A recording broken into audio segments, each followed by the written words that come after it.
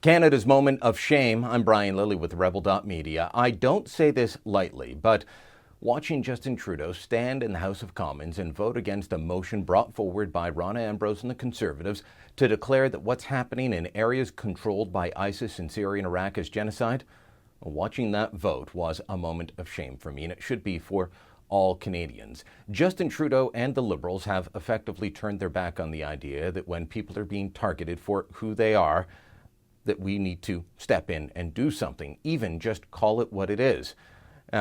Previous to that vote, less than an hour earlier, the Conservatives were asking Trudeau why he wouldn't support the motion, why he wouldn't call it genocide during question period in the House of Commons. You need to listen carefully to Trudeau's answer, because you will hear him say this is something for other people to decide and to tell Canada what the country's position is.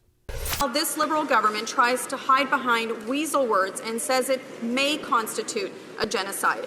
It's totally shameful. If all our allies can find the moral resolve, why can't our Prime Minister? Honourable Prime Minister.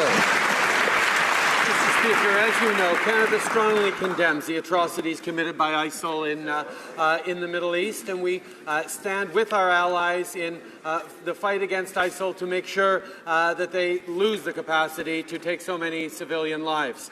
The fact is, we have formally requested of the United Nations Security Council to make a determination on this. We don't feel that politicians should be weighing in on this first and foremost. Determinations of genocide need to be made in an objective, responsible way. That's exactly what we have formally requested the international authorities weigh in on.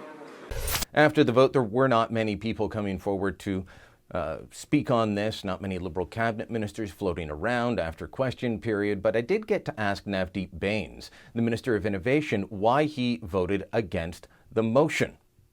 Given what you know about ISIS, how could you stand in the House and say that wasn't genocide, vote against genocide? Our government took a position, and my colleague, the Minister of Foreign Affairs, articulated that position, and we had a very intense and important debate about that. But what's more important is that with respect to all these issues, we've been very respectful in the House, and you've seen the decorum, even in question period.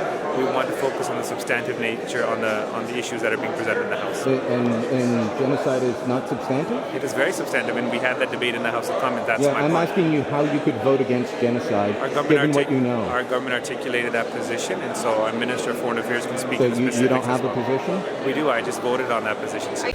While the Liberals voted against it, the New Democrats actually voted with the Conservatives. So kudos to Tom Mulcair and the NDP on this. Same to the Bloc Québécois, and shame on Elizabeth May. But I do want to point out that some Liberals bucked their party line and said, no, we believe it's genocide, including Mount Royal Liberal Anthony Housefather. Mr. Erskine Smith. Mr. Erskine Smith. Mr. Housefather. Mr. Housefather. Ms. Ludwig. Ms. Ludwig. The other Liberals voting for the motion and against their own government: Boris Resnevsky, Karen Ludwig, Nathaniel Erskine Smith. Kudos to all of them. They represent what the Liberal Party used to be, a party that didn't need the United Nations to tell us right from wrong. Jean Chrétien didn't wait for the UN to say that what was happening in Kosovo was wrong, and we were part of a bombing campaign to end what was going on there. We were part of a bombing campaign to end the genocide.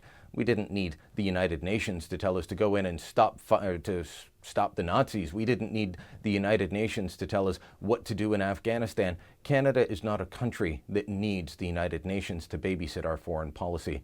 But in saying that we will not call it genocide until the United Nations gives it the all clear, Justin Trudeau has farmed out a vital part of Canada's sovereignty. Shame on him, and shame on all of us.